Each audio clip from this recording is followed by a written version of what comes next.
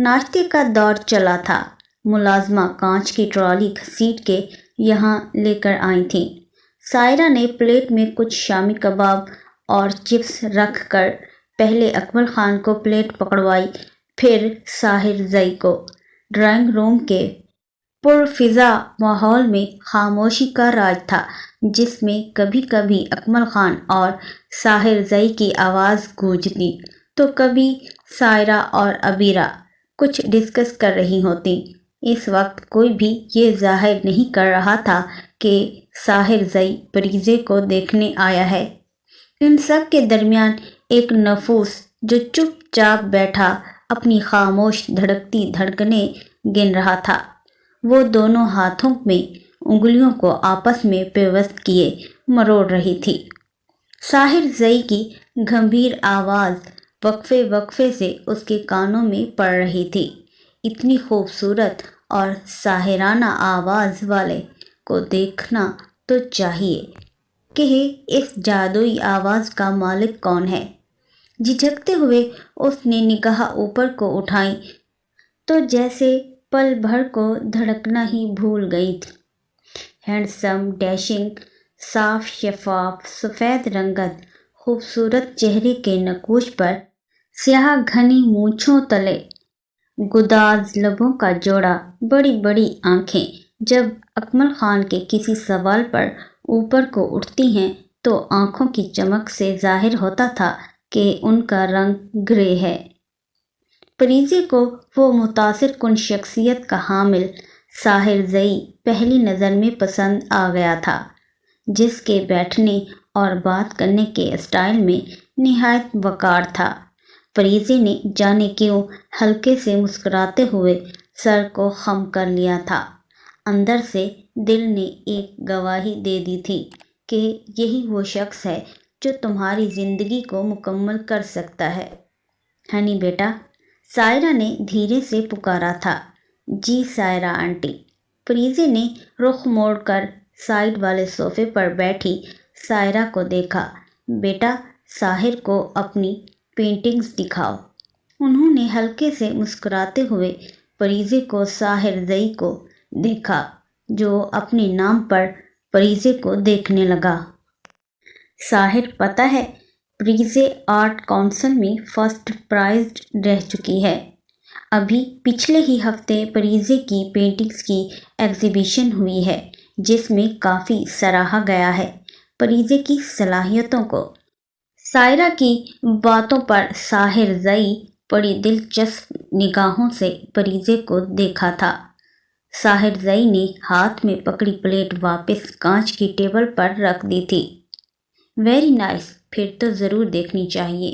ہاں ہاں، کیوں نہیں، ضرور۔ جاؤ ہنی، سائرہ نے فوراً کہا۔ پریزے ساحر کو اپنے روم میں لے آئی، جہاں اس نے اپنی پینٹنگ سجا کے رکھی تھی، بلکہ یہ روم اس نے اسی کام کے لیے مخصوص کر رکھا تھا۔ ساحر زئی نے چاروں طرف نظریں گھمائی تھیں۔ بڑا سا خوبصورت روم روشن ہو رہا تھا۔ بیبی پنک کلر کے اسکیم دیواروں پر جگہ جگہ چھوٹی بڑی ہر سائز کی پینٹنگ سجی ہوئی تھی۔ ساتھ مختلف رنگوں سے بہت سی چیزیں نقوش نگاری بھی کی گئی تھی۔ سینٹر میں ٹیبل کرسی کا سیٹ رکھا ہوا تھا۔ ٹیبل پر کلر ٹرے، برشز، مہنگے ترین کلرز ٹیوب رکھے ہوئے تھے۔ کچھ میگزین بھی رکھے ہوئے تھے۔ 2-3 کینوس بھی وہیں رکھے تھے۔ کسی ایک کینوس پر کوئی پینٹنگ بھی بنائی جا رہی تھی، جسے ادھورا چھوڑا گیا تھا۔ بلا شبہ وہ بہت صلاحیتوں کی حامل ہوگی۔ وہ دل سے سراہے بنا رہ نہیں سکا تھا۔ چاروں طرف سے گھومتی نظریں اس وجود پر آ ٹھہریں جس کے لیے وہ بالخصوص یہاں آیا تھا۔ ساحر زئی کے چہرے پر سنجیدگی کے واضح رنگ ابھرنے لگے۔ سیاہ گھنی مونچھوں تلے عنابی لب بھیجے ہوئے تھے۔ سوچوں کا محور لفظوں کی ترتیب دینے کے تانے بانے بن رہا تھا۔ وہ پریزے کو نہ تو اندھیرے میں رکھنا چاہتا تھا نہ ہی کسی آسرے پر، اس لیے ہر بات واضح کرنا چاہتا تھا۔ پھر آگے جو ہوگا دیکھا جائے گا۔ پریزے، ساحر زئی نے ہلکے سے پکارا۔ جی، جانے آج کیا ہوا تھا؟ اس کا دل یوں دھڑک رہا تھا جیسے پسلیاں توڑ کر سینے سے باہر آ جائے گا۔ مجھے آپ سے کچھ کہنا ہے، وہ کہہ کر کچھ دیر کو رکا۔ دیکھیے، میں ایک اصول پسند شخص ہوں۔ یوں کہنا زیادہ آسان ہوگا کہ میری زندگی ہی ایک ٹائم ٹیبل ہے۔ ٹائم پر اٹھنا، ٹائم پر سونا، ٹائم پر ہر کام کو کرنا۔ اپنی لائف کا ہر فیصلہ میں نے خود کیا ہے۔ میں کبھی بھی ناکام نہیں رہا۔ کامیابی کی آخری حد تک میری پہنچ ہے۔ میری ہر منزل میرے قدموں تلے ہے۔ لیکن ساحر زئی اپنی زندگی کے بارے میں اس کو بتا رہا تھا۔ پریزے کو بہت اچھا لگ رہا تھا، مگر اس کے لہجے میں موجود سنجیدگی کی سنگینی کا بھی شدت سے احساس ہوا تھا۔ لیکن یہ میرا فیصلہ نہیں ہے۔ کون سا؟ پریزے نے بے ساختہ انداز سے کہا تھا۔ یہی کہ آپ کو بالخصوص یہاں دیکھنے آنے کا۔ دیکھیے، یہاں آنے میں مجھے کوئی انٹرسٹ نہیں تھا۔ سائرہ آنٹی اور موم کے بے حد اصرار پر میں یہاں آیا ہوں۔ وہ تو کہہ رہا تھا، مگر اس کے ایک ایک حرف پر پریزے کے چہرے پر تاریکی سی چھا رہی تھی۔ اندر باہر سناٹا سا چھا گیا تھا۔ بات دراصل یہ ہے کہ میں لندن میں ہی اپنی کولیگ ایشر کو پسند کرتا ہوں، مگر وہ موم کو بالکل پسند نہیں ہے۔ وہ چاہتی ہیں کہ میری شادی پاکستان کی لڑکی سے ہو۔ اب آپ ہی بتائیے، کیا یہ آپ کے ساتھ میرے ساتھ ناانصافی نہیں ہے؟ کچھ توقف کے بعد ساحر زئی نے پریزے کی محویت کو محسوس کر کے اس کی چمکتی کالی آنکھوں میں بغور تکا تھا۔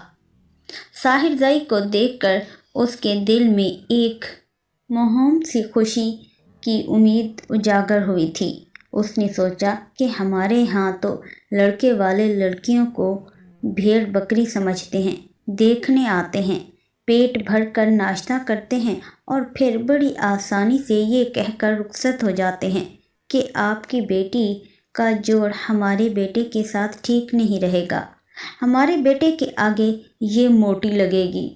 بلکہ کچھ لوگ تو ایسے بھی ہوتے تھے جو اپنے مفید مشوروں سے نوازنا احسان سمجھتے تھے کہ اس کو یوگا کراؤ، جم بھیجو، ایکسرسائز کرے وغیرہ وغیرہ۔ اور جو لوگ یہ بول کر جاتے کہ کھانا کم کھایا کرے، میٹھا چھوڑ دے، تو پریزے پہلے اداس و غمگین ہو جاتی، مگر کچھ ہی دیر بعد وہ ڈٹ کے میٹھا کھا رہی ہوتی تھی۔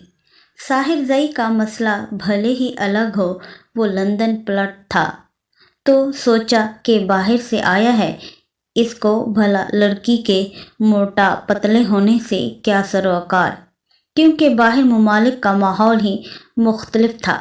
مگر اس کا تو ارادہ بھی کچھ اور ہی تھا، اور اس سے پہلے کہ ہر دفعہ کی طرح پھر سے ریجیکٹ کر دی جائے اور کوئی لڑکا اس کو ریجیکٹ کرے، میں ہی سب کے سامنے جا کر اس شادی کے لیے انکار کر دیتی ہوں۔ میری سیلف ریسپیکٹ، میری ایگو مجھے بہت عزیز ہے۔ اس کی سوچیں تلخ ہونے لگی تھیں۔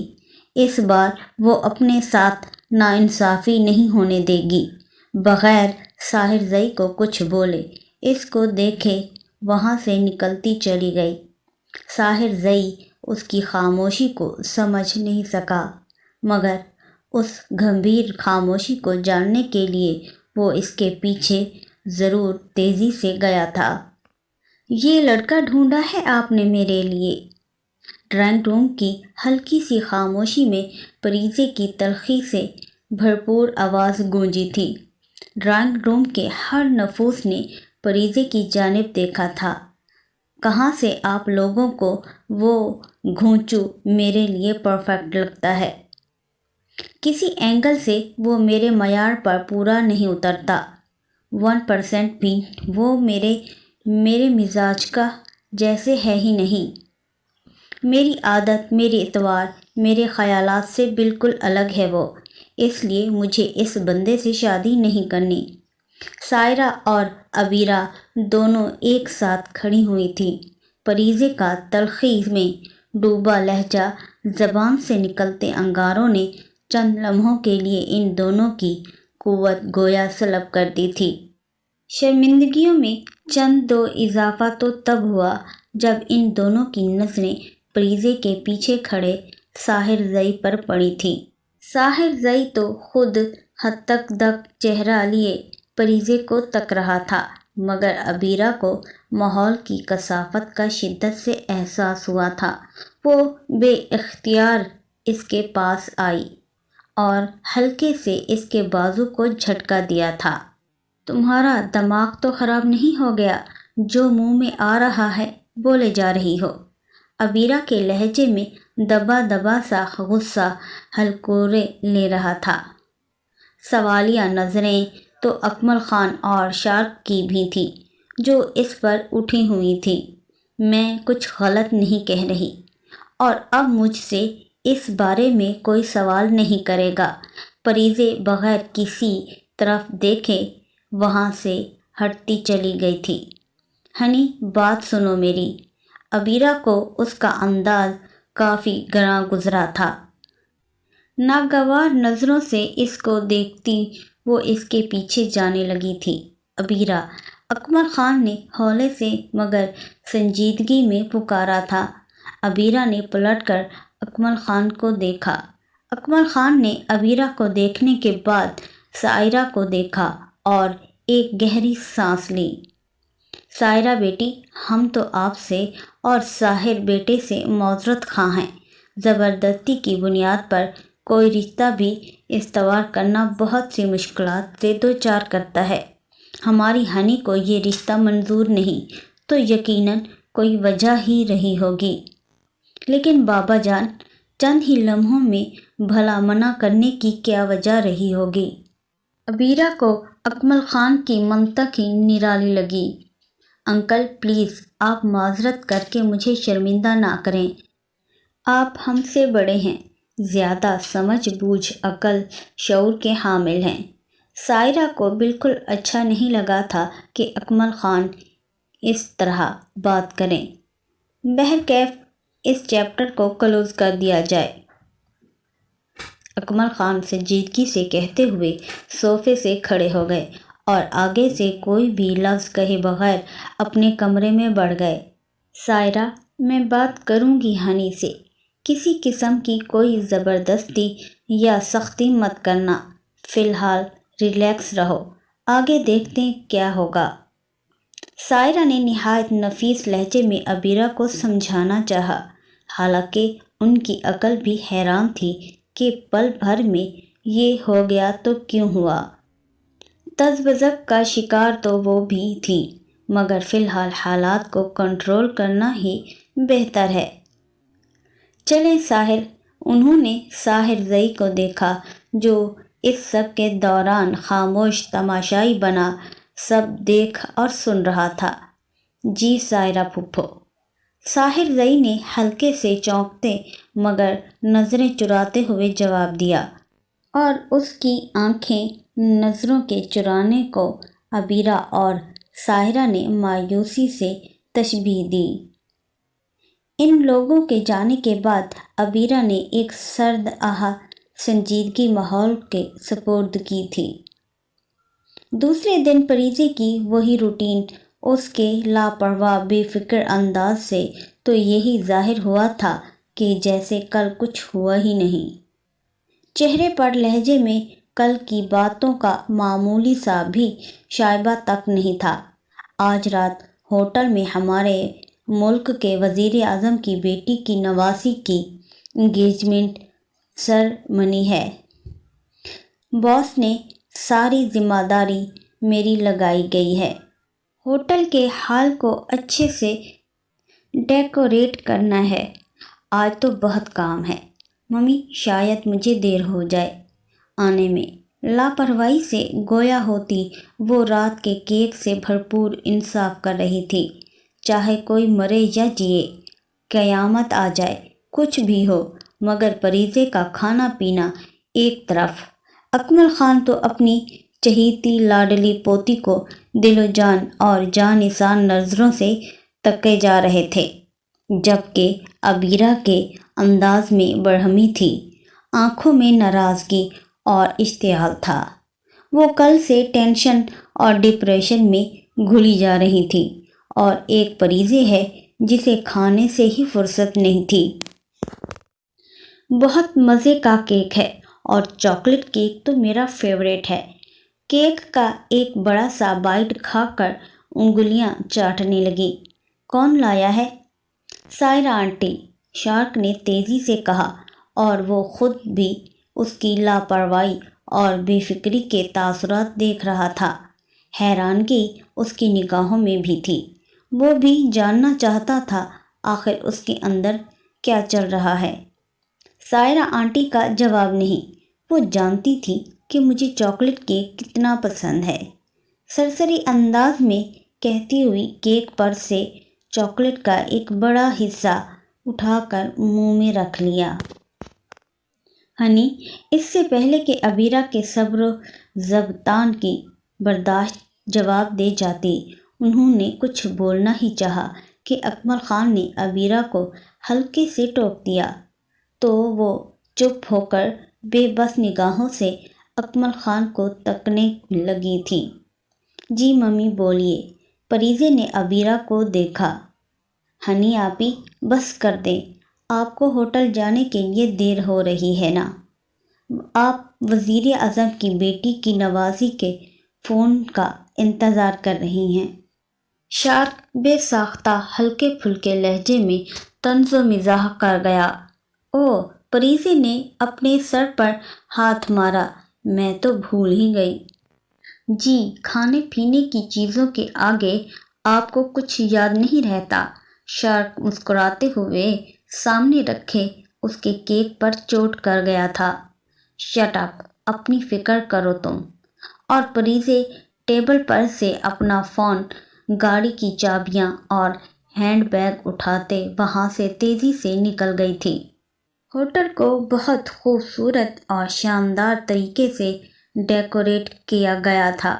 ہر طرف ہر قسم کے گلاب کے پھول، مرکری وائٹ بلب کی روشنی میں ہر شے چمک دمک رہی تھی۔ واقعی لگ رہا تھا کہ کسی مشہور بڑے بندے کی بیٹی کی شادی ہے۔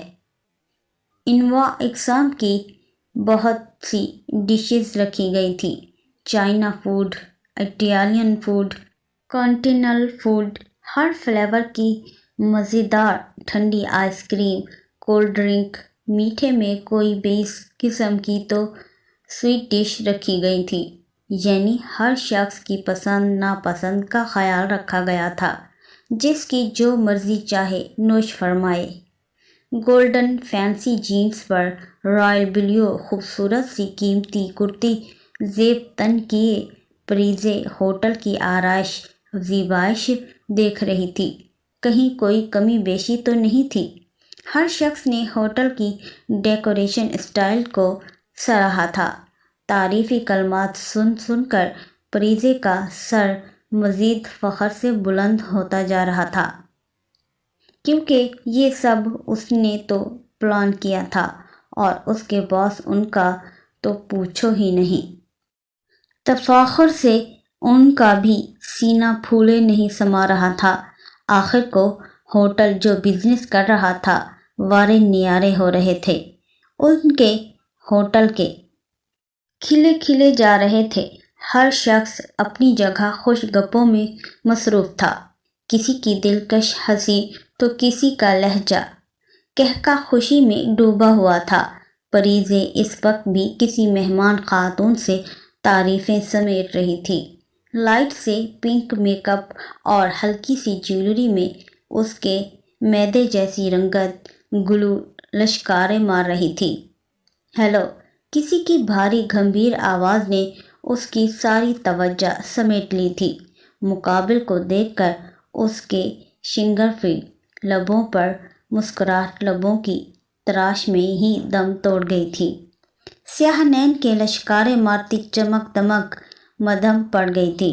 نگاہوں کے سامنے ساحر زئی بلیک ڈنر سوٹ میں اپنی تمام تر وجاہت سمیٹ کر کھڑا اسی کو دیکھ رہا تھا، اور ساتھ میں کوئی بڑی پیاری سی نازک اندام حسینہ اس کے بازو میں اپنا ہاتھ ڈالے کھڑی مسکرا رہی تھی، جس میں شک کی کوئی گنجائش ہی نہیں نکلتی کہ وہ یقیناً وہی لڑکی ہے جسے ساحر زئی پسند کرتا ہے، جس سے شادی کرنا چاہتا ہے۔ کیسی ہیں آپ؟ پریزی کی خاموشی پر ساحر زئی نے پھر اس کو مخاطب کیا تھا، جس پر پریزے ہلکے سے بوکھلائی تھی، مگر لمحوں میں خود کو سنبھال بھی لیا تھا اور خود کو سرزنش کرنے لگی تھی۔ اسی لیے ساحر زئی کو مطمئن کرنے کے لیے اپنے سر کو خفیف سی جنبش دی تھی۔ میں بہت دیر سے تم کو دیکھ رہا تھا۔ آپ سے تم تک آنے میں اس نے لمحہ بھی نہیں لگایا تھا، جو پریزے کو خاصا ناگوار لگا تھا۔ اوہ سوری، کیا میں آپ کو تم سے مخاطب کر سکتا ہوں؟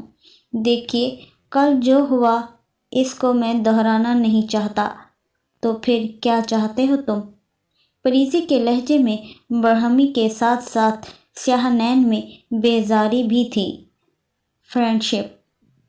آئی تھنک فرینڈشپ میں کوئی مذائقہ بھی نہیں ہے۔ ساحر زئی کے پہلو میں کھڑی اس لڑکی نے بے ساختہ کہا تھا۔ اس کے انداز سے صاف ظاہر تھا کہ ساحر زئی نے اس کو ہر بات سے باخبر رکھا ہوا تھا۔ پریزی، یہ اشل ہے۔ ساحر زئی کے اس ایک جملے نے اس کو سب کچھ سمجھا دیا تھا۔ پریزی نے بغور اشل کو اوپر سے نیچے تک دیکھا تھا۔ نہایت ہی دبلی پتلی سی بلیک کلر کی سلک کی لائٹ ایمبرائڈری فل میکسی میں ملبوس اشل اس کو ایک آنکھ نہ بھائی تھی، بلکہ اس کو دیکھ کر اندر ہی اندر ایک جلن حسد سی ہونے لگی تھی۔ پتہ نہیں اس سوکھی سڑی میں ایسا کیا ہے جو ساحر زئی اس پر فریضتا ہے دل و جان سے۔ پریزی کی سوچوں میں زہر سا گھلنے لگا تھا۔ پہلی بار اس کے دل میں کوئی صورت بسی تھی، اس کی آنکھوں کو کوئی چہرہ بھایا تھا، وہ بھی پرایا نکلا۔ میں اور اشل ایک دوسرے کو پسند کرتے ہیں۔ ساحر زئی کے لہجے میں چاہے جانے کا زام تھا، آنکھوں میں محبتوں کی چمک دمک تھی، خوشیوں کی بارات تھی۔ پریزے کے اندر چھن کر کے کچھ ٹوٹا تھا، جیسے ہی کتنے لمحوں تک وہ بول ہی نہیں سکی تھی، مگر اس کو خود کو سنبھالنا، خود کو ظاہر کرنے کا مطلب تھا کہ اپنی سیلف ریسپیکٹ کھونا، جو کہ وہ قطعی برداشت نہیں کر سکے گی۔ بہت اچھا لگا تم سے مل کر، وہ ہلکے پھلکے لہجے میں گویا ہوئی تھی۔ تو کیا میں مان لوں ہم بہت اچھے دوست ہیں آج سے؟ Okay done. پریزی نے دوستی کا بڑھایا ہاتھ ساحر زئی کا تھام لیا تھا۔ اشل نے بھی اپنا نازک مرمری سا ہاتھ بڑھا دیا تھا، جسے پریزی نے زبردستی کی مسکراہٹ سمیت تمام لیا تھا۔ ویسے تم لوگ یہاں کیسے؟ ان کی یہاں موجودگی پریزی کو ابھی بھی سمجھ نہیں آئی تھی۔ یہ تقریب جن لوگوں کی ہے ان سے ہمارے فیملی ٹرمز ہیں۔ مصروفیت کی وجہ سے موم ڈیڈ نہیں شرکت کر سکے، اس لیے مجھے آنا پڑا، اور ساحر زئی بھی آیا ہوا ہے، تو اور بھی مجھے دقت نہیں لگی، اشل نے صاف گوئی سے کہا۔ پریزے، ہر کوئی اس ہوٹل کی ڈیکوریٹ کی تعریف کر رہا ہے۔ واقعی یو آر سو جینیس، اشل نے کھلے لہجے میں دل سے تعریف کی تھی، جس پر پریزے نے ہلکا سا سر خم کیا تھا۔ سائرہ کی بیٹی جیا کی شادی سٹارٹ ہو جاتی ہے۔ ساحر زئی چونکہ سائرہ کے گھر ہی قیام پذیر تھا، इशल भी यहीं आ गई थी, सायरा के घर में। अबीरा भी दिन भर की कई बार यहाँ के चक्कर लगा लेती। साहिबजाई का इशल में इंटरेस्ट देखकर अबीरा और सायरा दोनों समझ जाती हैं कि उस दिन क्या हुआ होगा।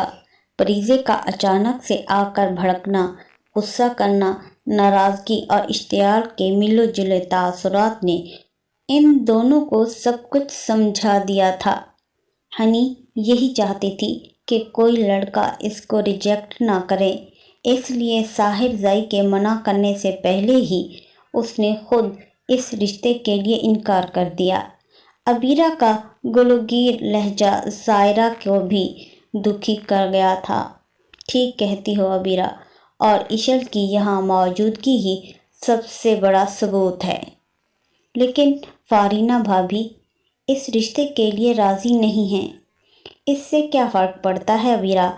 इससे बढ़कर और सच क्या होगा कि वो दोनों यहाँ एक साथ हैं, और फिर मुझे किसी से कोई गिला शिकवा नहीं। हमें बच्चों की खुशियों को पहले इम्पोर्टेंट देनी चाहिए। रहा हनी का सवाल, तो इंशाल्लाह उसका मसला भी हल हो जाएगा, इंशाल्लाह। सायरा ने सिद्के दिल से कहा, दुआ की। ये सब छोड़ो, जिया बेटी की शादी है, इसलिए फुल इंजॉय करना है। सायरा फुफ्फो इसी असना में सामने से साहिबजाई और इशल चले आ रहे थे। सायरा ने दोनों को देखा। मैं इशल को शॉपिंग करवाने ले जा रहा हूँ। जिया की शादी में पहनने के लिए कोई अच्छा सा ड्रेस नहीं है इसके पास। ठीक है बेटा, आप लोग जाओ, सायरा ने नरमी से कहा। अबीरा आंटी, परीजे कहाँ है? हनी तो मेरा ख्याल है होटल के लिए निकल गई होगी, उन्होंने हल्के से मुस्कुराते हुए कहा था। चलें ठीक है, मैं कॉल कर लूँगा, साहिबजाई ने मुस्कुराते हुए जवाब दिया और अपने साथ खड़ी इशल को चलने का इशारा किया। वो दोनों बड़े गेट से बाहर निकले थे। गाड़ी की तरफ कदम बढ़ाए ही थे कि सामने से निकलती, कंधे पर बैग लटकाए, हाथ में गाड़ी की चाबी और महंगा तरीन कीमती फ़ोन लिए, स्याह नैन को ब्लैक चश्मे से छुपाए परीजे भी अपनी गाड़ी की जानिब बढ़ रही थी। ब्राउन जीन्स पर ब्लैक टी शर्ट, गले में स्कार्फ बांधे वो शायद काफ़ी जल्दी में थी। उसकी उजलत देखते हुए साहिबजाई ने तेज़ी से आवाज़ लगाई थी। साहिबजाई की पुकार पर परीजे ने उससे देखा था। न चाहते हुए भी परीजे के चेहरे पर मुस्कुराहट दर आई थी। परीजे, हम शॉपिंग मॉल जा रहे हैं, चलोगी तुम भी हमारे साथ? ये तुम इतला दे रहे हो या अपने साथ चलने की ऑफर कर रहे हो? परीजे ने हल्के से मुस्कुरा के कहा। ना इतला ना ऑफर, बल्कि हुक्म दे रहा हूँ। साहिबजाई के लहजे में शोखी सी थी, अंदाज खालिस दोस्ताना, खासा बेतकल्लुफ़। अच्छा, उसने अच्छा को लंबा खींचा। लेकिन मुझे आज तक कोई हुक्म देने वाला पैदा नहीं हुआ। अंदाज खासा पुरएतमाद था। स्याह नैन से ब्लैक ग्लासेस उतारे, धूप की किरणों में उसकी मैदे जैसी रंगत चमकने लगी थी। साहिबजाई तो पहली ही मुलाकात में ही उसके पुरएतमाद अंदाज से इम्प्रेस हो गया था। उसकी घनी स्याह मूँछों तले उनाबी होंठों पर एक तबस्सुम ने करवट ली थी। फिर तो मैं इल्तिजा करूँगा कि तुम्हें हमें ज्वाइन करना चाहिए। इस दफ़ा उसने इल्तिजाया अंदाज अपनाया था। प्लीज़ प्लीज़े चलो ना। वो जो काफ़ी दिलचस्प निगाहों से उन दोनों को देख रही थी, बिल आखिर बोल ही पड़ी। परीजे ने इशल को आम अंदाज में देखा था। दिल तो नहीं चाह रहा था, मगर वो कहते हैं ना कि हर बार दिल की नहीं सुननी चाहिए, दिमाग से भी काम चलाना पड़ता है। ओके, मैं ज़रा अपने बॉस को एक फ़ोन कर दूँ, फिर चलती हूँ। پریزی کی رضامندی پر دونوں خوشی سے کھل اٹھے۔ اس شہر کے سب سے زیادہ مہنگے ترین شاپنگ مال میں انٹر ہوئے تھے۔ ایک سے ایک ورائٹی، بوتیک کے ہر خوبصورت ڈیزائن کلرز ڈمی پر لٹکے ہوئے تھے۔ نت نئے خوبصورت سوٹ، اس پر حسین ترین ایمبرائڈری، کچھ فینسی شادی بیاہ کی تقریبات کے لیے تو کچھ روزمرہ میں پہننے کے لیے۔ ایشل کا دل تو چاہا سب خرید لے، اور کون سا نہ خریدے۔ ایشل ابھی تک اسی شش و پنج میں پڑی تھی، مگر پریزی کو ایک خوبصورت سا پنک اینڈ پرپل امتزاج کا فینسی ہینگر پسند آ گیا تھا۔ اس نے وہ ہینگر اتار لیا تھا اور سامنے قد آور آئینے کے سامنے کھڑے ہو کر خود سے لگایا تھا۔ واو، زبردست! ایشل نے تعریفی بھرے نظروں سے پریزی کو دیکھا تو بے ساختہ کہہ اٹھی، ساحر زئی بھی اس کی لاجواب پسند ہے۔ امپریس ہو گیا تھا۔ سوٹ واقعی نہایت شاندار پسند کیا تھا پریزی نے۔ شاپ کیپر جو ان کی ہیلپ کے لیے پیچھے کھڑا تھا، پریزی نے اس کو بلایا، یہ سوٹ میرے لیے پیک کر دو۔ سوری میم، مگر یہ سوٹ آپ کو فٹ نہیں آئے گا۔ شاپ کیپر نے صاف لفظوں میں مگر معذرت خواہ لہجے میں کہا تھا۔ واٹ! ایسے کیسے نہیں آئے گا؟ اور تم اتنے یقین سے کہہ سکتے ہو؟